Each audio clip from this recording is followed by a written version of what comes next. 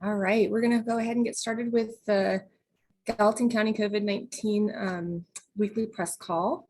Today we have on the call Lori Christenson, our Gallatin City-County Health Officer, Kallie Kujawa, who's the Bozeman Health COVID-19 Incident Command Lead. We also have Tracy Ellig, who's the Vice President of University Communications from Montana State University. And we have a special guest today, Dr. Kerrie Emerick, who's a pathologist from Bozeman Health. So I'll turn it over to Lori. All right, it's great. Thank you very much, Holly, and thanks for joining us, everyone. I'm going to start by sharing my screen.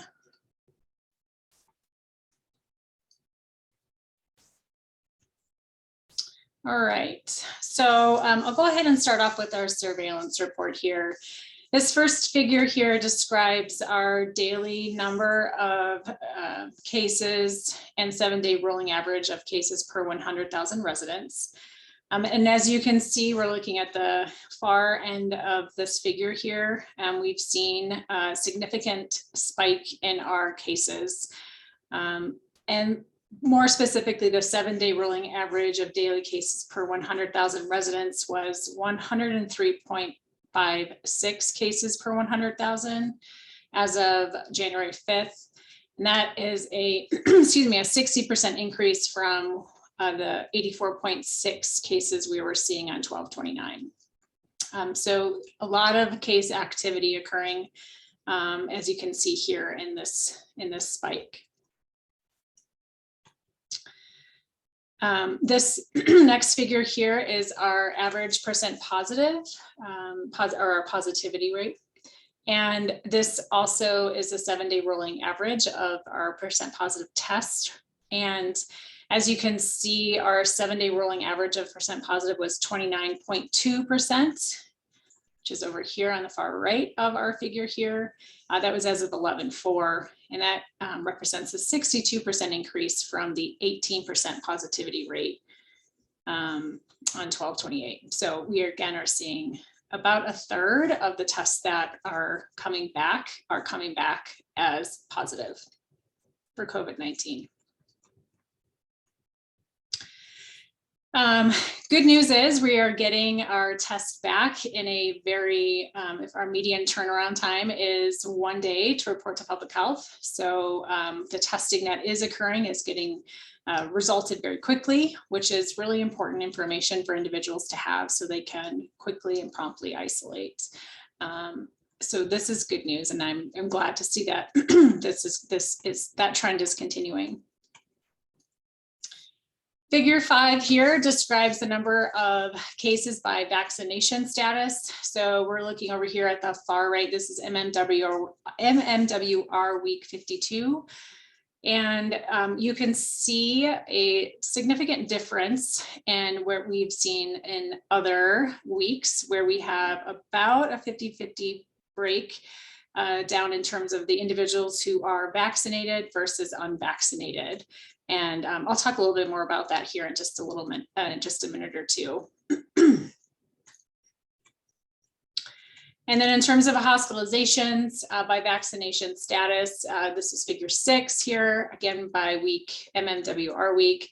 You can see, this is the hospitalization rates. Orange indicates those who are not vaccinated, and the blue indicates those who are vaccinated and hospitalized. Moving on to vaccinations.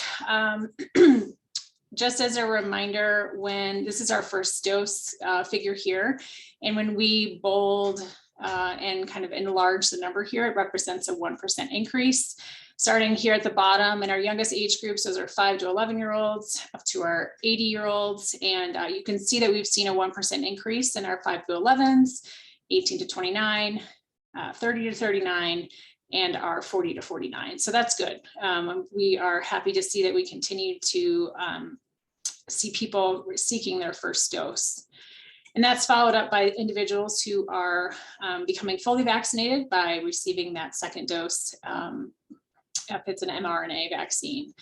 And again, starting at the bottom with our 5 to 11-year-olds, moving up to our 80-year-olds here at the top, we continue to see a percent increase at least a 1% increase in these younger age groups. So that's also trending in the right direction, and we want to keep seeing that.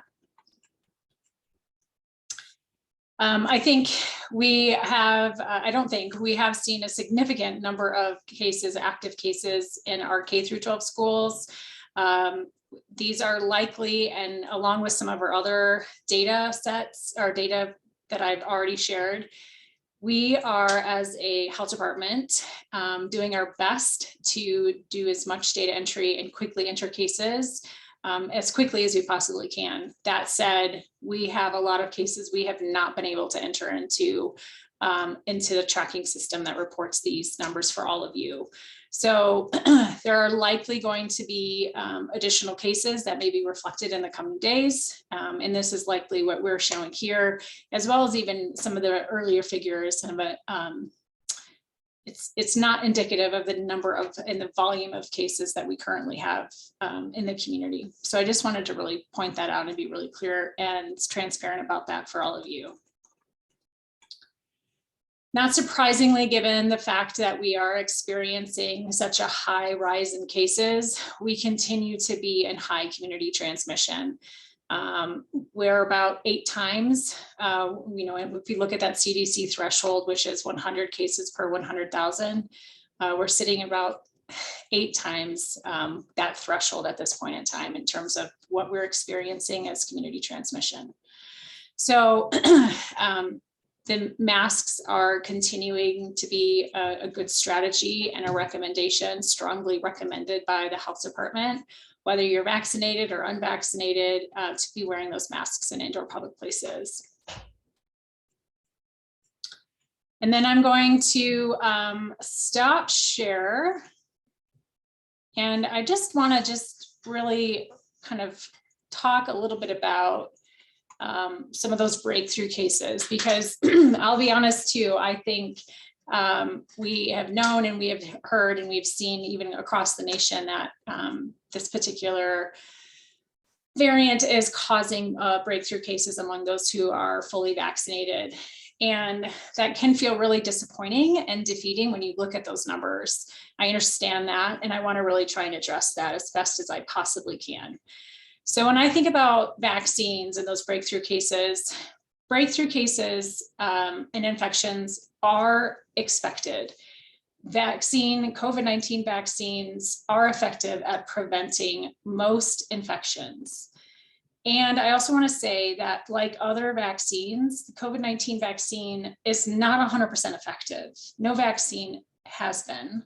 And really what we are seeing nationally is that fully vaccinated individuals with vaccine breakthrough infections are less likely to develop serious illness than those who are unvaccinated. And so I just really want to just reiterate that, because I feel that we've heard it amongst our staff, we've heard it through our call center, colleagues across and partners, that it's, why are we getting so many breakthrough cases? And I just wanted to really try and address that as best as I could for all of you today.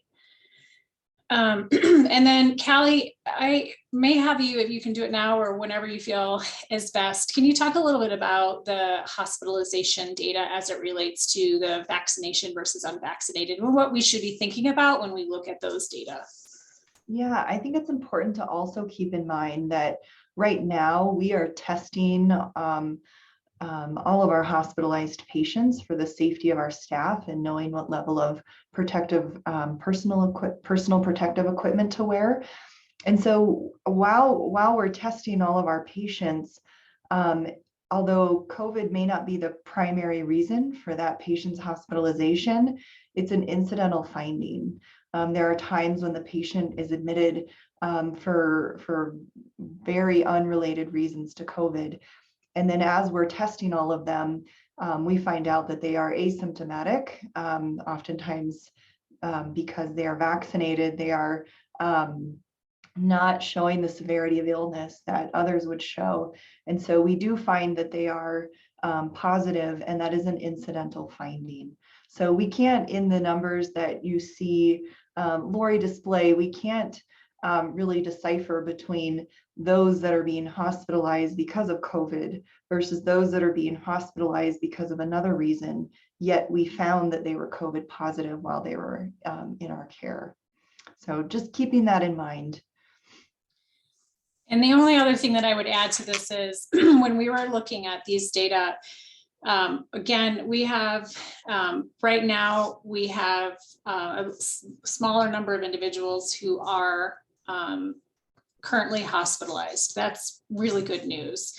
So when we try and understand those numbers and sort of break it down in terms of, and I've shared this with you guys before, but the denominator, the total number does matter.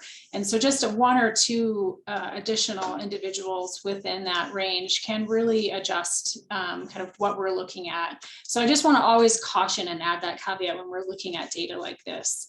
The other thing I want to add too, in terms of that hospitalized, that median age of individuals who are hospitalized, who are vaccinated, that median age is 72, and unvaccinated, the median age is 58, and that stayed pretty consistent. I don't mean to share this information with you other than I want to share this information with you to be completely transparent, and also just to understand that Omicron is definitely something to take very seriously. I want individuals to understand that it is a very highly transmissible and infectious variant that we are seeing. And so to really take this seriously as we're going about our daily lives. And of course, I can answer more questions later. I just wanted to hit some of those high points as it relates to some of those figures that we shared earlier today.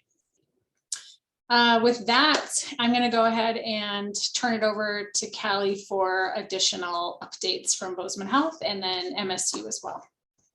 Great. Thank you so much, Lori. I have a new title to share with you all. In addition to being Bozeman Health's incident commander for the past 2 years, I now am Bozeman Health's Chief Clinical Transformation Officer. So happy New Year to you all. Thanks again for joining us. We currently have 17 COVID positive patients at Deaconess Hospital. We do not, as of right now, have any COVID positive patients at Big Sky Medical Center. However, we did over the night and we discharged them safely today. Our current critical care unit at Deaconess Hospital has 20 beds and it's currently at 90% capacity. 4 of the 18 patients in the critical care unit are COVID-19 positive, with the remainder being other healthcare needs. Additionally, our medical unit is at 97% capacity and our surgical unit is at 89% capacity. This week, the CDC and ACIP approved the COVID-19 vaccine booster shots for those ages 12 through 17, as you've heard.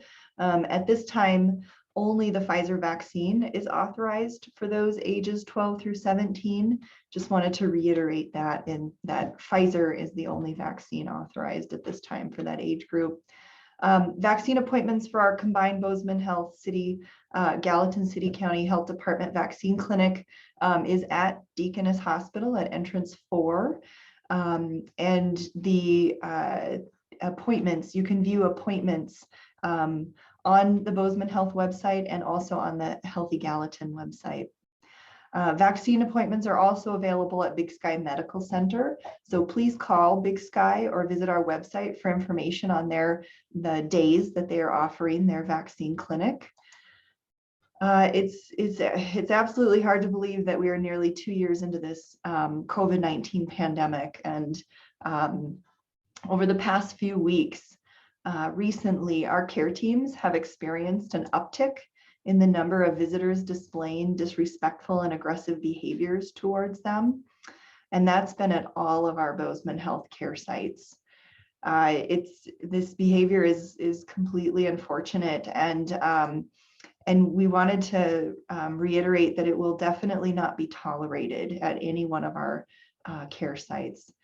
Visitors will be asked to leave if they disregard staff instructions that are given for their safety and for the safety of our other patients and employees. If visitors verbally or physically assault our care team members, they will be asked to leave, as well as if they make any threats or use abusive or foul language. Please be kind. We're all experiencing the tired feelings of dealing with this pandemic. And our care team members have and continue to provide high quality expert care to all patients. So thank you for those of you who are very respectful of our caregivers. And thank you again for respecting respecting our care team, who are extremely dedicated to caring for you and your loved ones. That's all I have for today. But we do have Dr. Kerrie Emerick, who is a pathologist at Bozeman Health, as well as the director of our lab. And she and I are both here to answer questions for you today.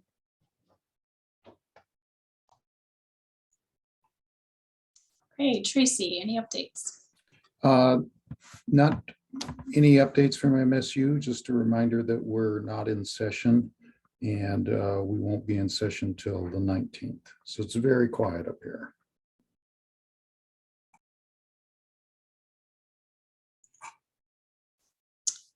Okay, with that, we'll open it up for questions from the group.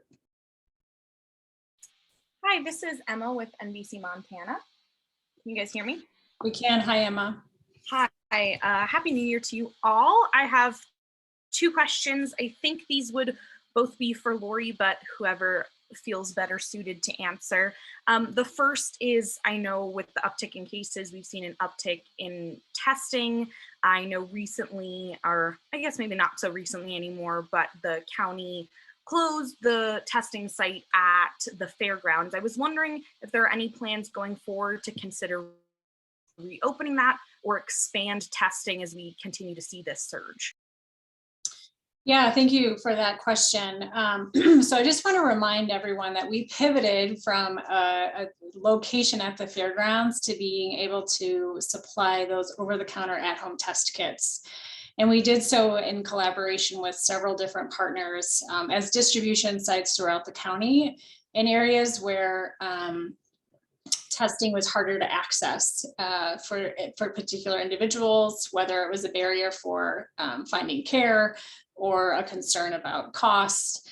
So we have been providing testing, and we have distributed a little over 1,000 of those at-home test kits throughout the county. And I can't speak to Bozeman Health's expansion for testing, but I can say that we have, as a community, talked about the need for testing and understood that testing is in high demand right now. And I just want to really support the number of partners, those distribution points in kind of unusual spots where potentially like a public library where they're distributing test kits. Those are not typical locations, and they've just been tremendous partners in trying to make sure people have access to testing.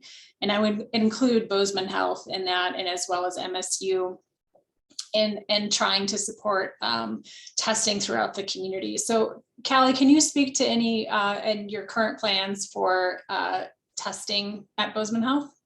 Yeah, absolutely. So testing is and more importantly, specimen collection is extremely high on our priority for evaluating and addressing. And as of yesterday, thank you, Lauren.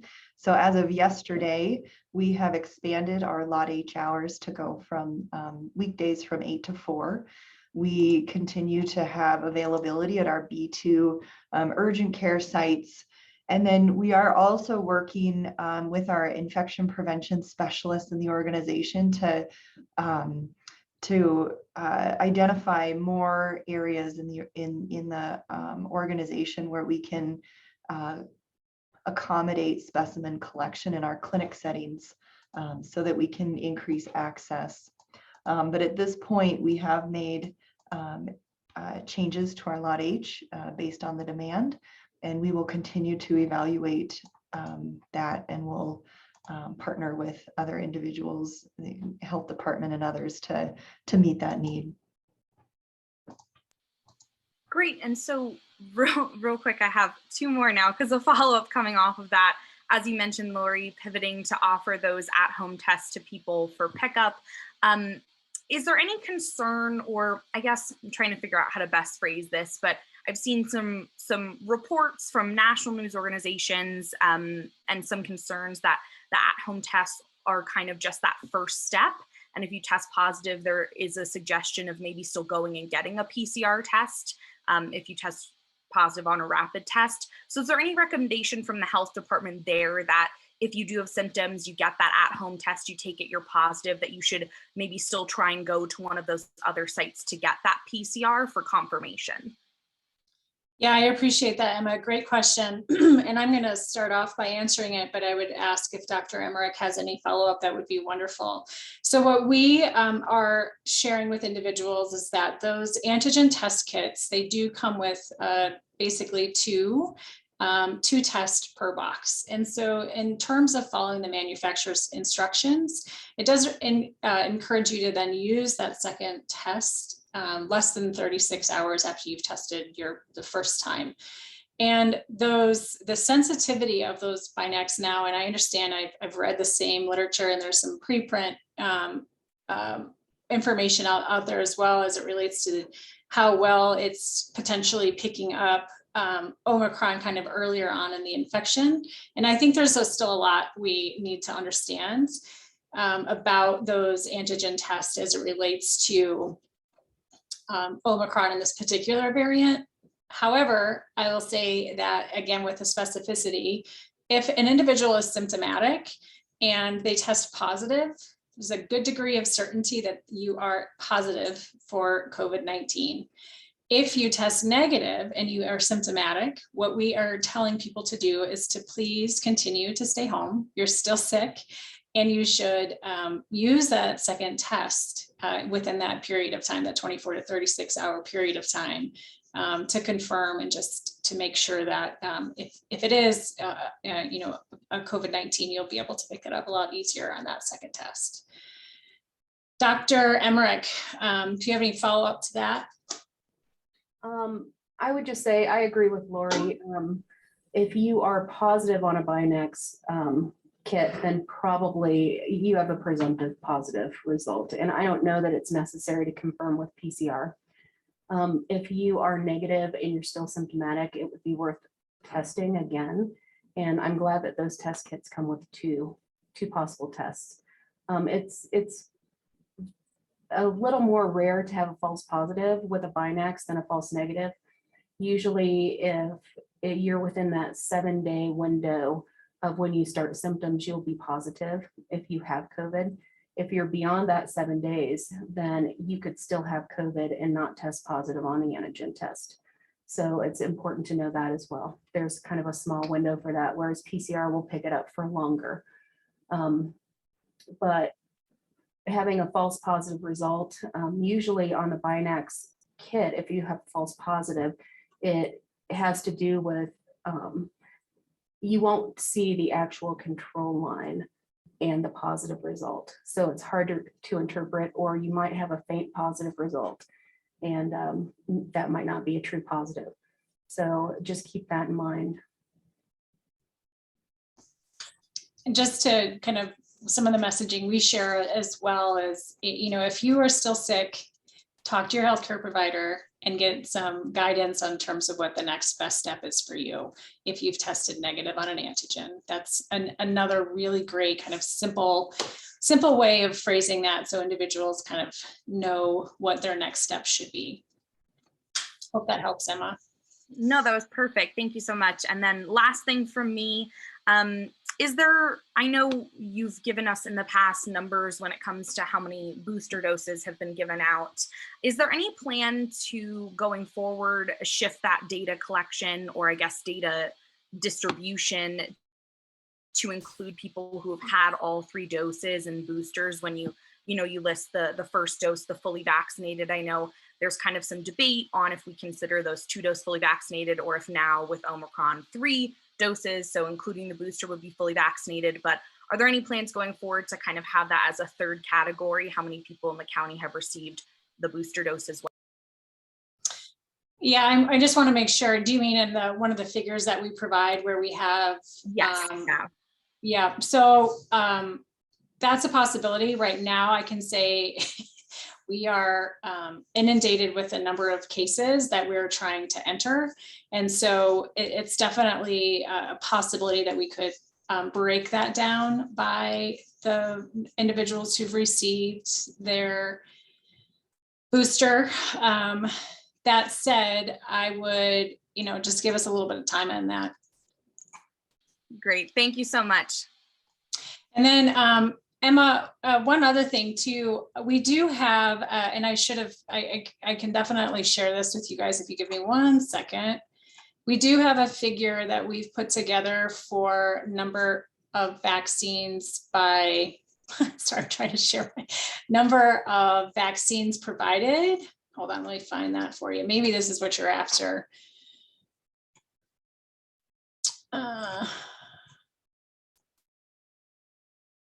Let's see, sorry. Here we go. Can you see that okay? Yes.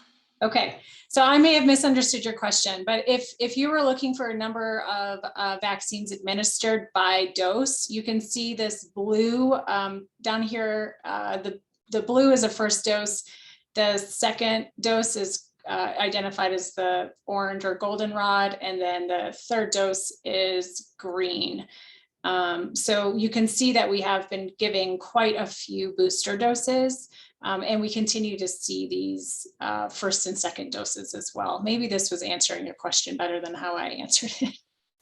Well, so just for clarification, so this graph is not necessarily how many people in the county have received first, second, and third vaccine doses. This is how many vaccinations and what kind, either 1, 2, or third dose the county has given out. This is by MMWR week. Yep. So this is the count. So over here off to the left, these are the vaccine doses provided. So that's the Gotcha. number. And then this is broken down by MMWR week. Great. All right. Perfect. Thank you. Yeah, sorry. And as of, let's see, so far we've given 25,447 booster doses. Perfect. Lori, you're still sharing your screen. I'm going to stop sharing my screen.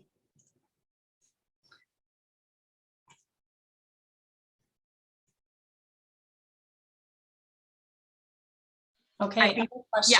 I think that answered it. Thank you so much. I clearly have someone who's helping me today. So I'm very grateful for the support staff, as you could see. Hey, Lori, can I jump in real quick? Of course. This is Annie Johnson with KVZK. I just have 2 quick questions. My first question is for you. And with this uptick that we're seeing, would you characterize that with, just kind of an effect from the holidays, people spending time together, Thanksgiving, Christmas, or would you characterize it more so with the variant? What, I guess, could you characterize the uptick? Yeah, it's a great question. I would say it's probably it's a combination of both, right? So we have a highly infectious variant along with people who are gathering. We saw our spike right around that Christmas time. We started to, not our spike, but we started to see that increase right between Christmas and New Year's. So it's likely a combination of the two. Gotcha. Thank you. And my next question's for Kallie.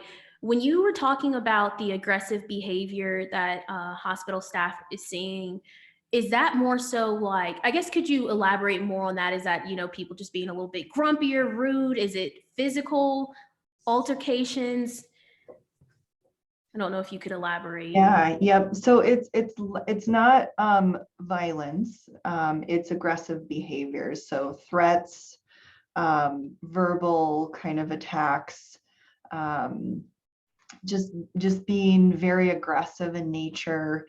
There isn't the physical violence. We're hoping to equip our staff with enough tools and enough resources that when they experience aggressive behaviors or they identify things are escalating, that they have training opportunities for de-escalation, which we're actively working on right now, and that they have reinforcements within their own facilities that can help protect and keep them safe from the aggression escalating into violence. Perfect, thank you.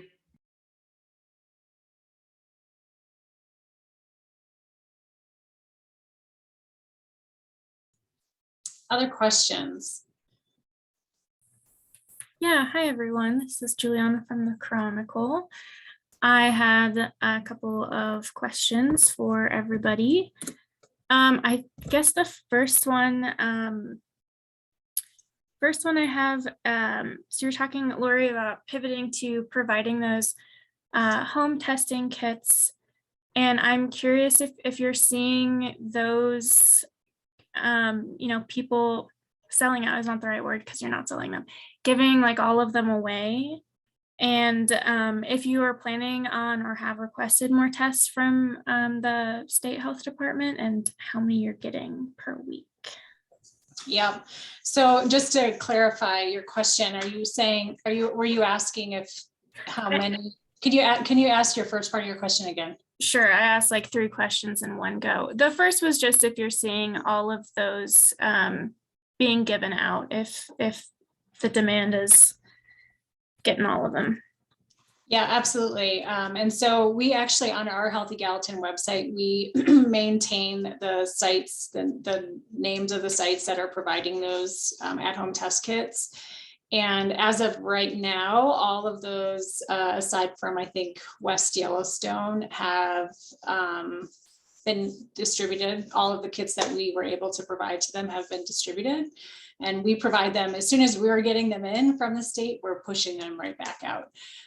So as of right now, those kits are out of stock in all of our current sites, aside from the West Yellowstone, which, as I mentioned previously. And in terms of getting additional kits, we have requested additional supply from the state.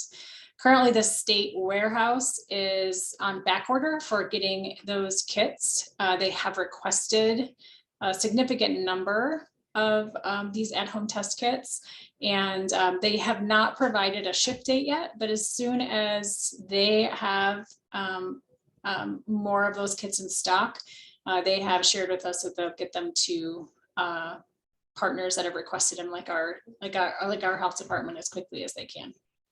So I don't have a definitive date by when we will have more in stock. Just as soon as we get them in, we'll get them out. Sure. I guess prior to them being on back order, were you getting those weekly, or how were those being distributed to the county? Yeah, so we were getting them weekly. We had the ability to put it in order, and sometimes we could put in, a couple orders in a week, and we're able to get those weekly. Like I said, until we were put in, ourselves and other health departments were put on back order. When was that you were put on back order? Gosh, I think that was Monday or Tuesday of this week. Okay, and prior to that, how many were you getting per week? If you know. Let me follow up with the specific numbers on that. I have them, I just don't have them readily available. Sure. And then I'm sorry if you already kind of answered this with Emma's question, but you had mentioned that you're even a little bit behind with data, with putting in data for case counts right now. But I'm wondering if you think that there might be people who have tested positive with the at-home kits and don't notify the health department, if there might be even higher numbers of cases in the community that we don't know about. Absolutely. And that was, that's definitely a reality that we were facing, earlier this summer as well. It's no different right now in terms of just the amount of disease that's circulating in the community. There's likely a lot of cases that are being undetected. There are likely individuals who are testing but not reporting. That's something that we understand. And that's why when we look at those data that we shared with you, these are, reflective of where we are in terms of what we can report, in terms of active numbers of cases that we've been able to enter. The reality is that there are likely a lot more cases circulating in the community. And again, I would reiterate that that has been the case throughout these last 2 years, that there's likely more cases that are being detected and reported to public health. Sure, that makes sense. And I guess a follow-up question, with how high the positivity rate is, do you think that there are enough people getting tested in the community, and do we have enough capacity to be able to be testing all the potentially sick people? We are testing a lot of individuals in the community. So when we look at that positivity rate, we have a significant number of individuals who are being tested. I don't have the exact numbers in front of me. We have it on our dashboard, on our website. But we were seeing, 800 to 1,000 tests in a day. So that's a lot of people getting tested. So again, when we look at that positivity rate, which is why I said roughly a third of those tests that are coming back are positive, there's probably more that are positive. So that positivity rate is really very indicative of the amount of disease we have in our community right now. Sure. I apologize, I had to stand away, but thank you, Lori, for answering. If there's additional questions I can answer, I'd be happy to do that. Cool. Sorry. Do you think then that there is sufficient testing going on? Do you see that there is enough testing to meet the demand of how many people who are looking to get tested? Yeah, I would say that and thank you, Holly, for popping it into into the chat, the data dashboard, where we have that information about the number of people testing in a day. I certainly think that we have good access to testing. I know, and I've heard frustration, again, from folks who are coming here to look for our at-home test kits, that they wish that there were more locations to receive those. That's not something that, we locally have control over in terms of upping the supply chain as it relates to some of those at-home test kits. But I would, defer maybe to Bozeman Health to speak to the testing capacity at Bozeman Health, if you will, Kallie. Absolutely. And I'll have Dr. Emerick chime in as well. But what's different this year than we experienced in the previous 2 years is that we have access to lab supplies. So processing the specimens that are collected and getting those resulted isn't a challenge based on the analyzers and the lab supplies that we have. So that's good news this year. However, we have constraints as it relates to labor and our ability to staff the specimen collection sites. So that has been an extreme challenge for us. I would encourage anyone out there who has interest in assisting with specimen collection. If you are curious about it, go to our website and check out the job descriptions. We could absolutely use the assistance and the support there for collecting specimens. But right now, I would say that is the constraint. As far as getting the specimens resulted, we have great turnaround times, and we have analyzer capacity as well as supplies. So Dr. Emerick, I don't know if you want to add to that at all, being the director of the lab. Yeah, I'm happy to. Just to put things in perspective a little bit, Juliana, the week between Christmas and New Year's, we did over 4,000 tests, and over 1,000 of those were positive. So we have the capacity to do some pretty high throughput testing on our analyzers. And now, as of probably mid-December, we have a backup high throughput analyzer in Big Sky. So if our analyzer in the main lab goes down, we can shift that volume to Big Sky to accomplish that. The testing supplies are not hard to get for that analyzer, just like Kallie said. So we have the capacity, we have the testing capacity. But just like with specimen collection, I think our biggest challenge and the bottleneck is really staffing. So if, typically we're just slightly understaffed in the lab anyway. But if you throw in the wrench of having some of the lab techs out with COVID or other, staff, collection staff out with COVID, because we have such a high community positivity rate, then even with a high throughput analyzer, it makes us slow down a little bit, and our turnaround time isn't quite as good as it could be if we were completely staffed. So to answer your question, yes, we are capable of doing very high throughput testing. But in reality, it really comes down to staffing. Sure. Thank you. Thank you, all of you, for answering my questions.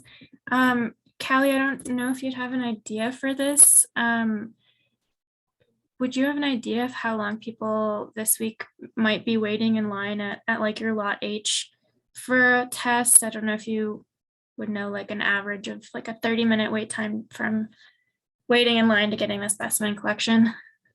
Yeah, it's a good question, and it depends on the time of day. Okay. So we see in the mornings at our lot H, we definitely see a lot more traffic in our drive-through site in the mornings versus the afternoons. And then, it depends also on the availability in our B2 urgent care site on Main Street.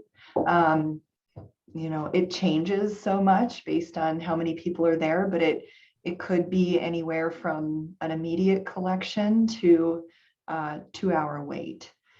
So those are the numbers that I'm hearing, and it's unpredictable, and it varies throughout the day. So as far as an average time, I don't have any way to capture that Sure. right now, but I know it's not ideal, and we are just as concerned about our inability to decrease those wait times as everyone else is.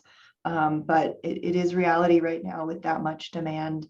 There are going to be unpredictable short and long wait times. So Sure.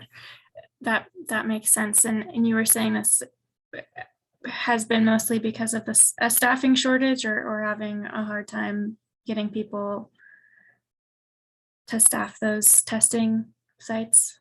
yeah, much like the rest of the community, we have staff who are in isolation or in quarantine, and so that is a challenge, as well as our inability to recruit just any, I think staffing right now is a challenge overall, but yeah, it has to do with our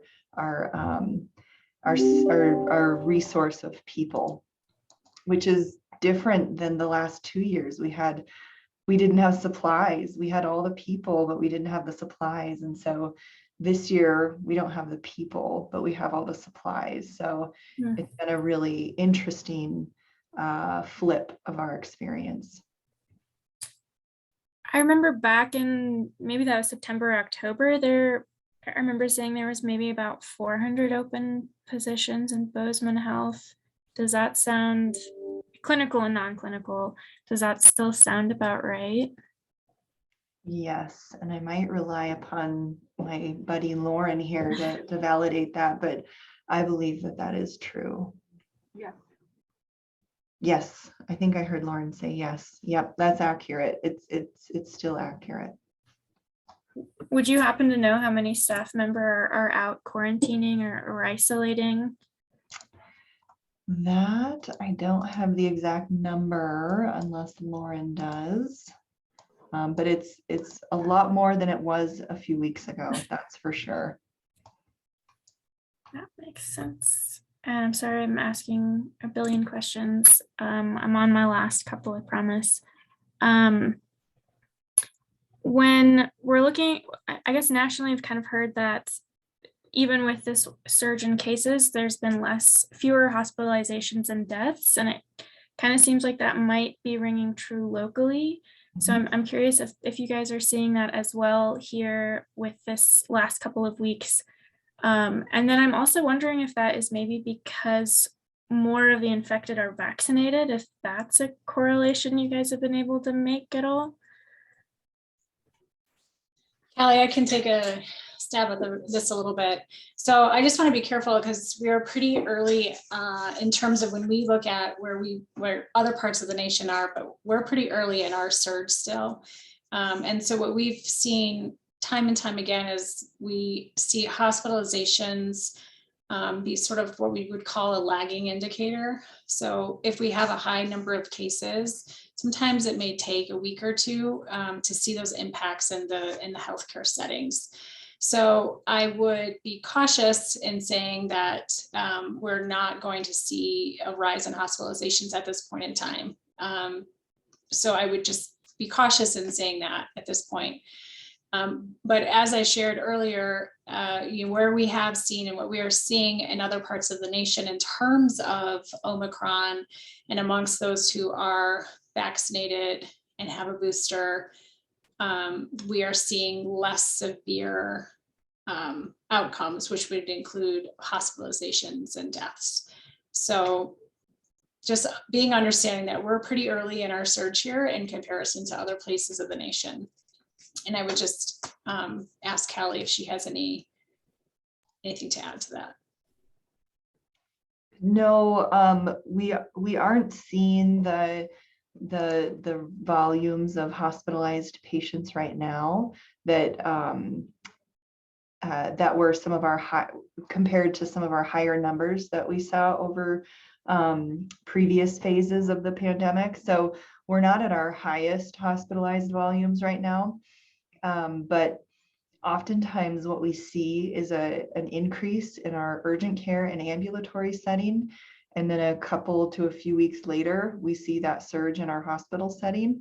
So we're just watching and waiting. We don't really know what will happen, but oftentimes it is a lag. And we are seeing those extreme spikes in the community, as Dr. Emerick shared with the positives that we've captured in the specimens we've collected. So we're highly concerned, and we don't know. Sure. Thank you guys. I guess I think the last question I have, I don't know if you have an answer. Lori, when you were sharing that graph with the breakthrough cases or the vaccinated versus unvaccinated, and it was about 50-50 this last week, MMRW week. Do you know if, does that include whether or not some of those vaccinated are people with third doses, or if that includes booster shots? Have you looked at that at all? Yeah, so that's actually what I was hearing Emma was asking. I would say at this point in time, the cases that we're seeing amongst those vaccinated individuals as cases, they're a combination of those who have received, again, who would be considered fully vaccinated, which is 1 dose of J&J, Johnson & Johnson, the 2-dose mRNA series, and we are seeing breakthrough cases amongst those who have received a booster dose. We have not been able to spend some quality time with those data to be able to break it down at this point in time. But maybe that's something we can do in the coming weeks once we get caught up with where we are right now. Awesome. Well, thank you all so much for answering my questions. Yeah, of course. Thank you. Are there other questions out there? Hey, Lori, it's Annie Johnson again. I have a quick question for Kallie. Okay. Kallie, have you seen any, or do you know if you guys have seen any of the flu-rona cases where someone has the flu and the coronavirus at the same time? Yeah, so co-infection. I might have to rely on Lori and Dr. Emerick if they have any knowledge of that. Not off the top of my head. I wouldn't want to, I want to go back and double check before I answer that definitively. So give us a beat and we'll get back to you on that one, Annie. Gotcha. Thank you. Yep. I guess I had one more quick question for you, Lori. I just wanted to make sure if it would be fair to say that the Omicron has become the dominant variant here in the county, or yeah. I think it's more, here's what I would say. I would say that in Montana, the Omicron is the leading variant that's detected in Montana.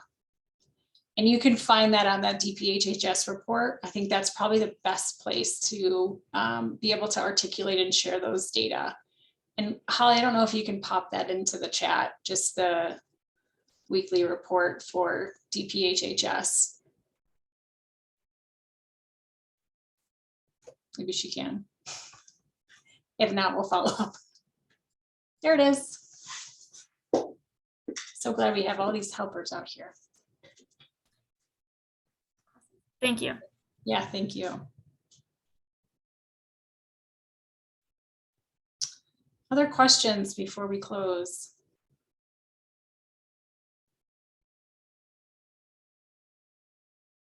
Okay, I just had two more really quick things that I wanted to share. One is that we are doing and continue to do prioritized contact tracing. That information is on our website in terms of what that means, but essentially means that we have not been able to keep up with the number of individuals that are testing positive. So we've prioritized our contact tracing efforts. And so, just messaging for the community is follow the guidance that's provided on our website as well as on the CDC. If you've tested positive and you haven't heard from us, it's possible that we may not be able to reach you, especially if you're not into that prioritized group. But I do want to urge, if there's individuals who need support, resources, have concerns, that they definitely should reach out to us. We have a call center. It is a very busy call center, so just be patient, but just know that we are in a situation where we have to prioritize our cases. And then the last thing I just wanted to, prioritize our case investigation and our contact tracing efforts. And the last thing that I wanted to share, and I'm not sure I'm going to hit the mark on this exactly, but I'm going to take a stab at it. As I was mentioning earlier, just when we look at the number of cases that we have and some of the breakthrough cases that we're having and just the surge that we're in right now, they're just, I think it's easy to lose hope.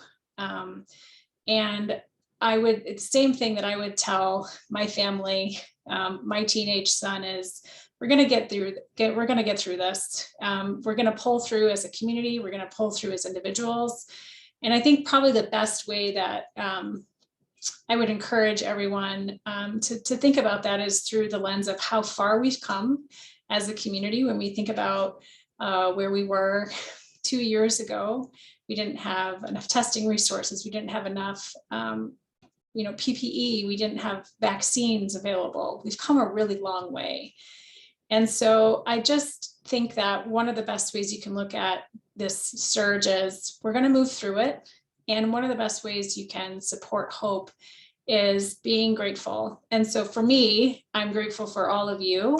I'm grateful for the tremendous amount of staff support that comes from our health department, from our contact tracers to our call center, to the contact tracers that are helping us in schools, to our healthcare workers.